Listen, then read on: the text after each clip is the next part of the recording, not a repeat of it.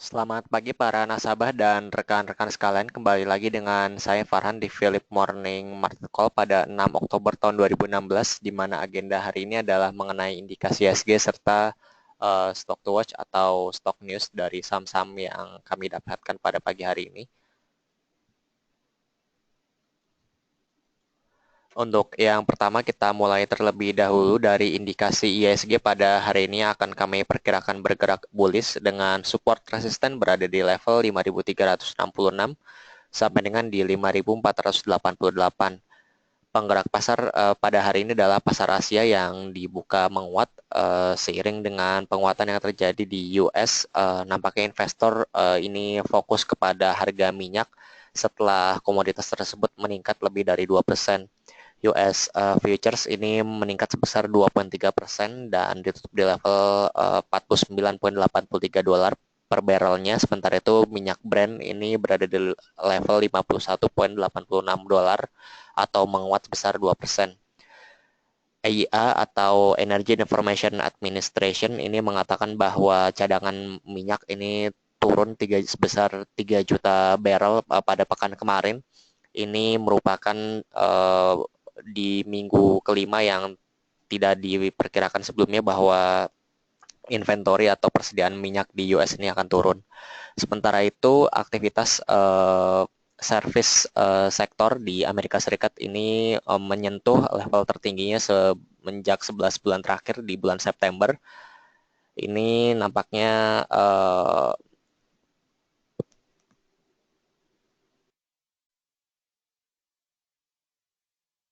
pesanan pabrik ini meningkat 0,2% di bulan Agustus, mengikuti peningkatan yang terjadi di bulan Juni sebesar 1,4%.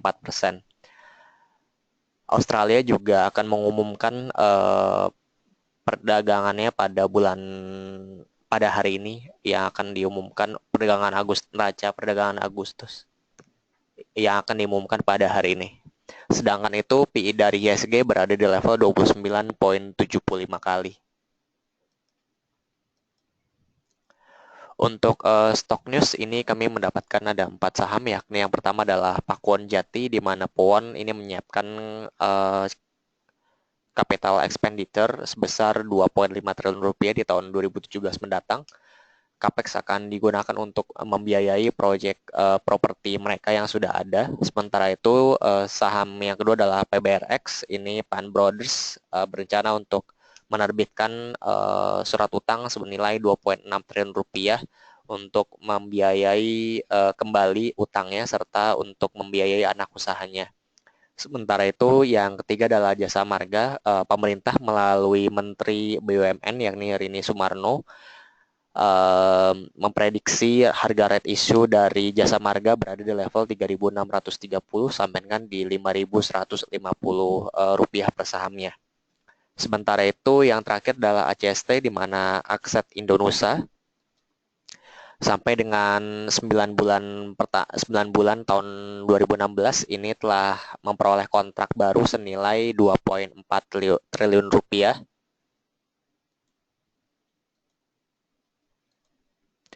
atau 68% dari total target mereka di 2016 sebesar 3,5 triliun rupiah. Baiklah Bapak dan Ibu, apabila ada yang ingin bertanya dapat diajukan melalui question box yang telah disediakan. Twitter juga dapat diajukan sebagai sarana untuk mengajukan pertanyaan di @PMMC_Research serta email kami di research@philip.co.id. Webinar ini juga dapat disaksikan kembali melalui research akun YouTube channel kami di Research Desk Philip Securities Indonesia. Sedangkan untuk WhatsApp Research sendiri ini ada 082 272 900 900. Terima kasih.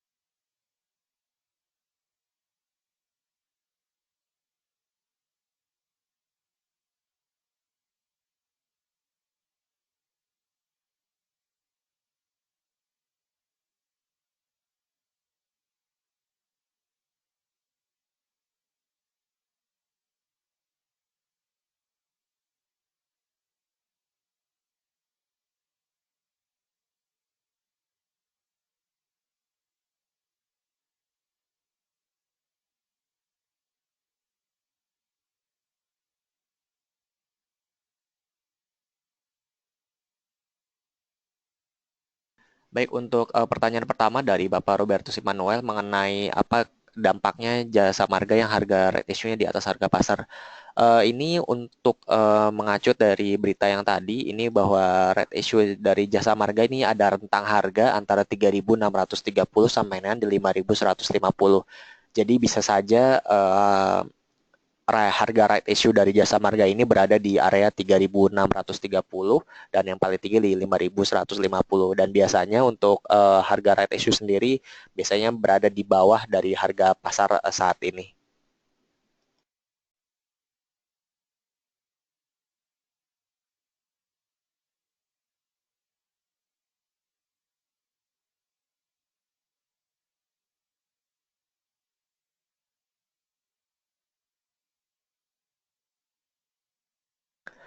Untuk selanjutnya dari Bapak Bambang Heru Purwanto mengenai saham jasa marga dan gajah tunggal dalam jangka pendek.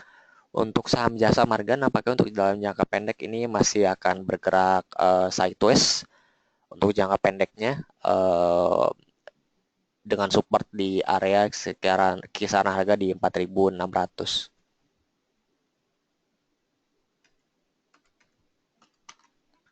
Sedangkan untuk gajah tunggal ini untuk jangka pendeknya juga masih terlihat cukup sideways dengan support berada di area di 1.400 dan resisten di kisaran harga 1.600-an.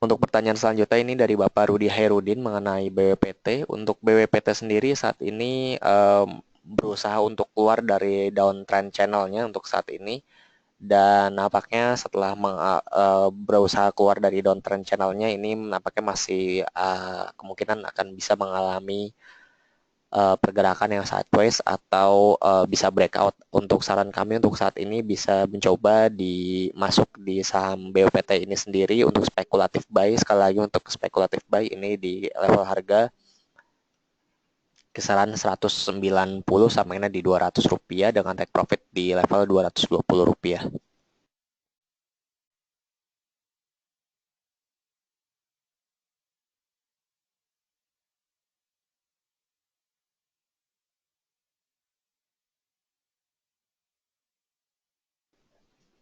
Pertanyaan selanjutnya dari Bapak Iqbal, ini agro sama agro dan gajah tunggal. Untuk agro sudah kami jawab Pak, untuk ada sekalian dari pertanyaan dari Bapak Bambang Heru Purwanto tadi juga menanyakan gajah tunggal. Untuk selanjutnya mengenai saham agro, ini saham agro nampaknya pergerakan jangka pendeknya juga masih terbilang cukup sideways, dan kami menyarankan untuk apabila untuk masuk ini masuk di level Rp300 dan take profit di level Rp360.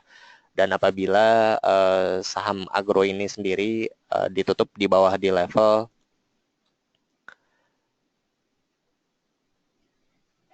270, maka kami menyarankan untuk melepas dari saham agro.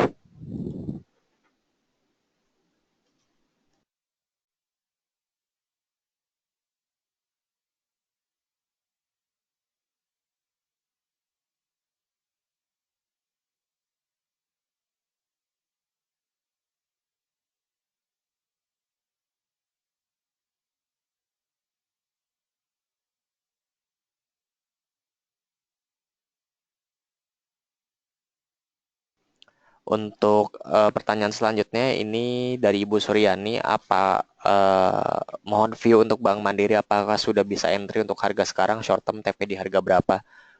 Untuk dari Bank Mandiri ini sendiri bisa dicoba untuk masuk di level harga sekarang di mana masih tertahan di MA 50-nya, yakni di kisaran harga 10.950 atau 11.000. Ini bisa dicoba untuk masuk untuk saham Bank Mandiri, dan level take profitnya berada di level 11.400 sampai dengan di 11.650 untuk Bank Mandiri. Untuk short term saat ini nampaknya masih pergerakan masih sideways, sedangkan untuk jangka menengahnya ini sudah bullish untuk Jasa Marga.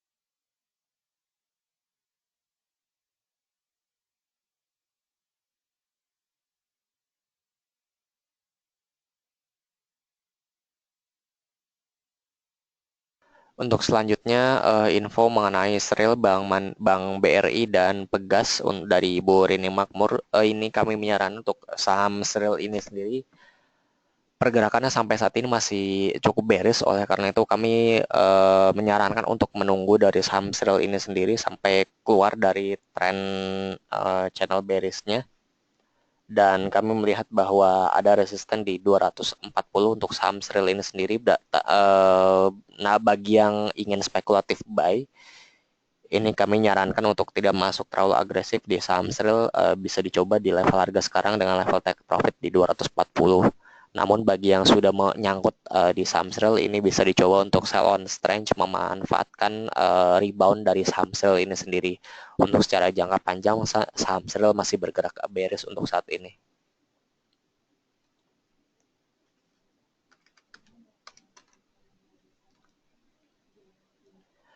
Untuk pertanyaan selanjutnya ini mengenai saham Bank BRI. Ini Bank BRI untuk jangka menengahnya masih tergolong cukup bullish untuk pergerakannya. Dan untuk level selanjutnya ini pergerakannya berusaha menuju ke level 12.750 sampai dengan di 13.000 rupiah.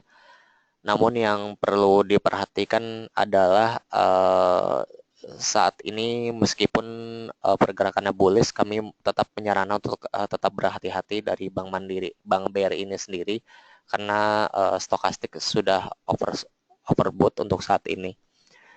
Jadi untuk masuk ke saham Bank Mandiri, Bank BRI maksud kami menyarankan untuk trading buy untuk saat ini sampai menuju ke level 12.750 sampai dengan di 12.500 untuk level take profitnya.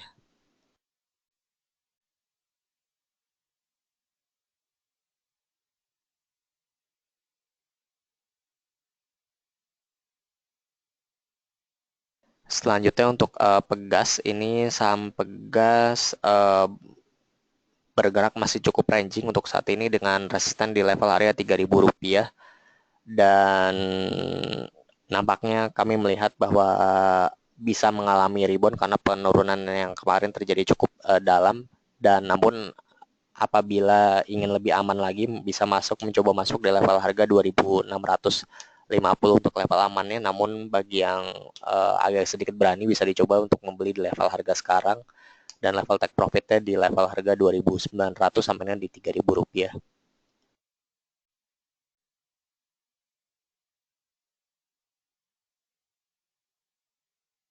Untuk pertanyaan selanjutnya ini dari Bapak Robertus Immanuel mengenai Bank Mandiri, BRI, dan BCA. Untuk Bank Mandiri dan BRI tadi sudah dibahas, kita melanjutkan ke saham BBCA.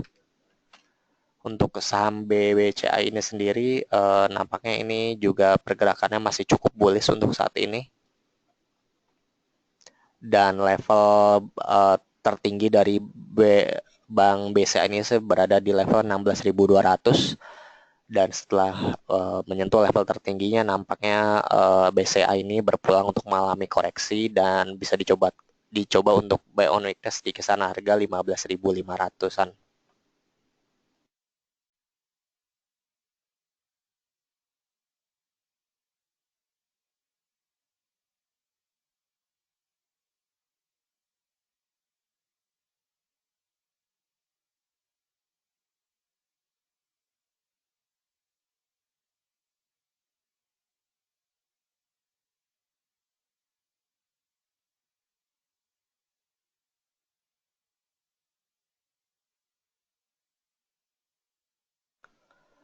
Untuk gudang garam sendiri ini seperti yang dibahas beberapa hari yang lalu berhasil keluar dari trend down trendnya dan sekarang sudah berhasil rebound dan nampaknya membentuk resisten di area kisaran harga 67.000 untuk saham dari gudang garam.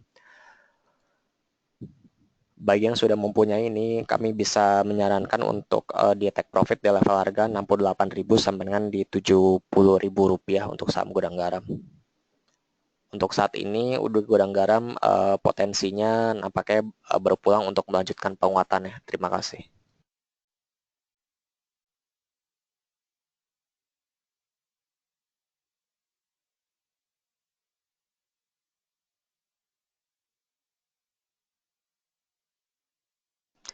Untuk sampai PRO saat ini masih pergerakannya masih sangat bullish untuk saat ini.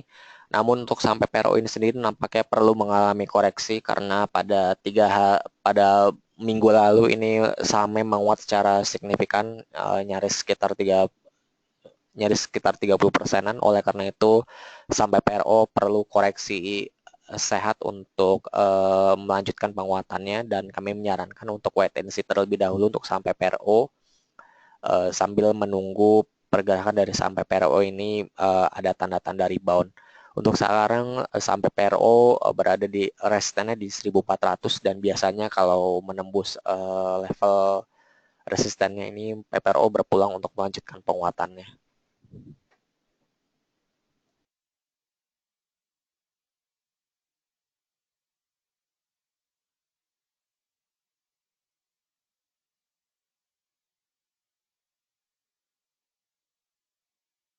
Selanjutnya ini dari Bapak Stevi mengenai saham Aisyah, MPPA, dan Cepin kalau masuk di harga berapa.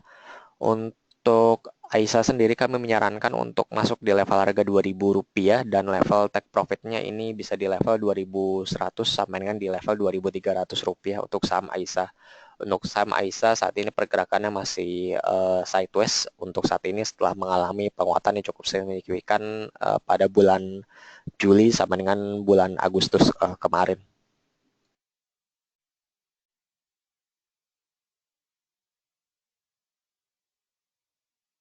Selanjutnya untuk saham MPPA, untuk MPPA sendiri nampaknya pergerakannya masih terbilang cukup ranging, namun rangingnya cukup besar di antara 1.600-an sampai di level Rp2.000 untuk saat ini.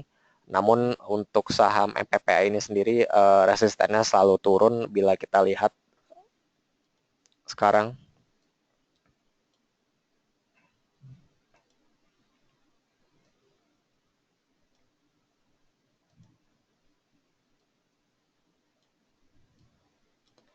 Ini ada kemungkinan bahwa saham MPPA ini sendiri berpulang untuk melanjutkan penurunannya pada beberapa hari ke depan. Kami menyarankan untuk wait and see terlebih dahulu untuk saham MPPA.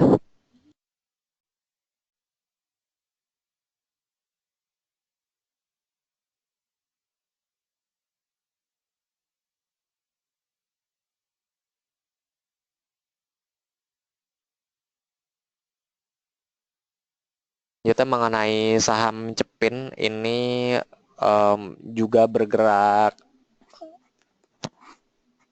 untuk jangka pendeknya bergerak bullish untuk beberapa hari yang lalu, namun sekarang memasuki fase sideways dengan support di 3.600 dan resisten di 3.800 rupiah.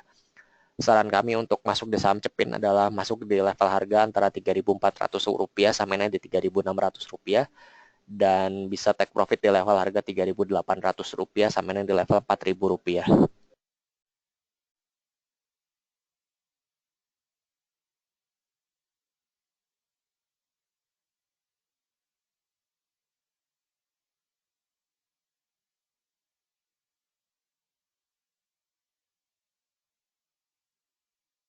Untuk selanjutnya pertanyaan dari Bapak Berusi Manuel, apa benar jasa marga sudah bullish? Seperti yang kami katakan tadi bahwa saat ini pergerakan untuk jangka pendek dari saham jasa marga adalah masih sideways dan pergerakan jangka menengahnya adalah masih bearish untuk saat ini.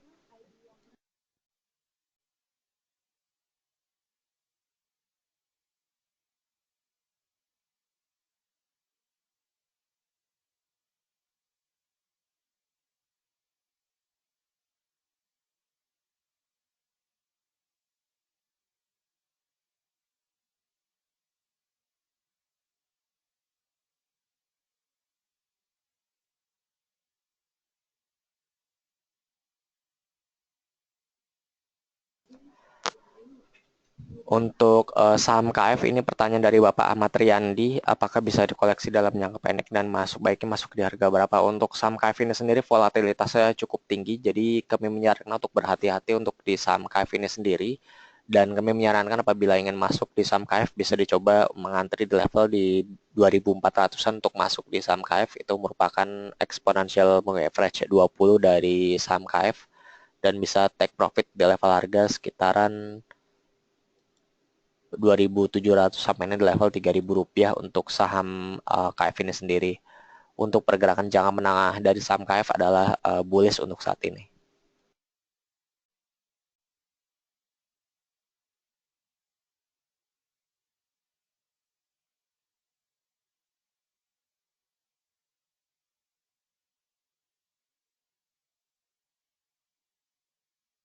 Selanjutnya dari Ibu Suryani mengenai LPKR, apakah sudah bisa entry?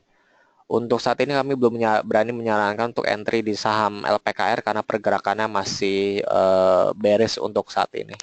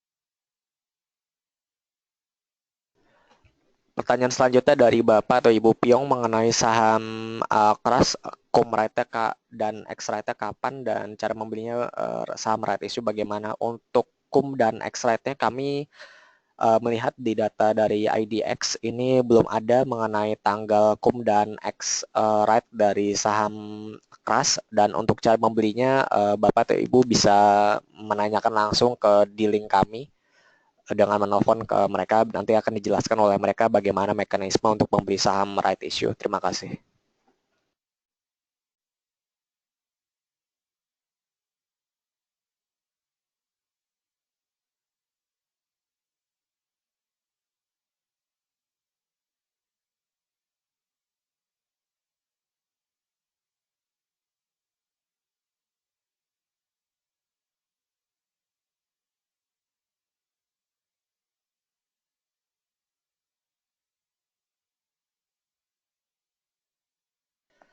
Selanjutnya mengenai saham Antam, ini saham Antam pergerakannya sideways dengan saat ini supportnya di level Rp800 dan resisten di Rp860 untuk saat ini. Sedangkan untuk tren jangka menengahnya ini masih tergolong cukup bullish untuk saat ini, dan tren jangka pendek sudah memasuki fase sideways.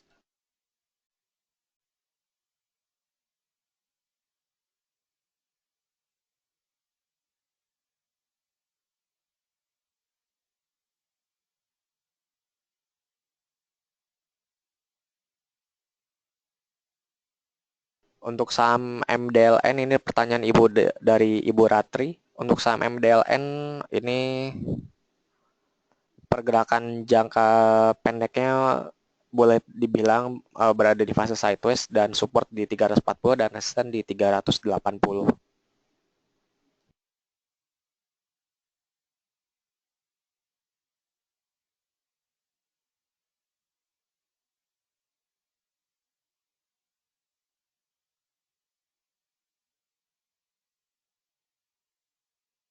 Selanjutnya pertanyaan dari Bapak atau Ibu Levi mengenai saham Waskita 2NTR, tolong direview pergerakan minggu ini.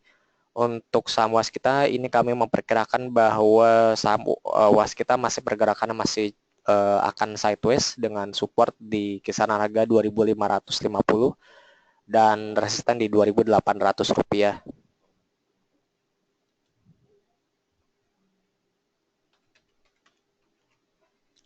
Sedangkan untuk UNTR ini untuk jangka pendeknya bullish dan nampaknya ini berpulang untuk menuju ke level 19.000 rupiah untuk saat ini.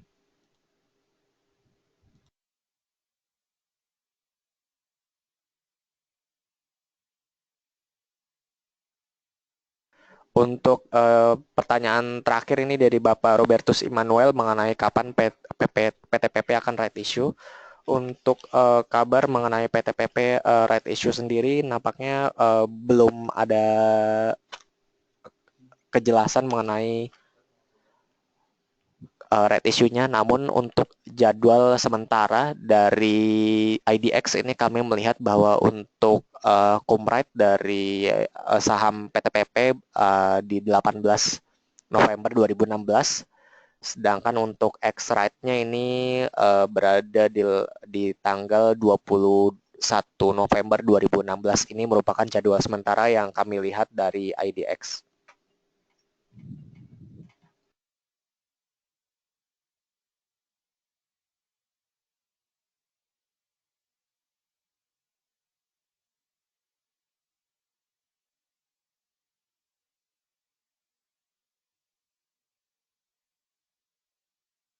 Baiklah, demikian Philip Morning Markle pada hari ini. Kita akan berjumpa kembali di hari esok pada jam dan waktu yang sama. Terima kasih atas perhatiannya dan pertanyaan yang telah diberikan kepada kami. Kita akan berjumpa pada esok hari. Terima kasih atas perhatian dan happy trading.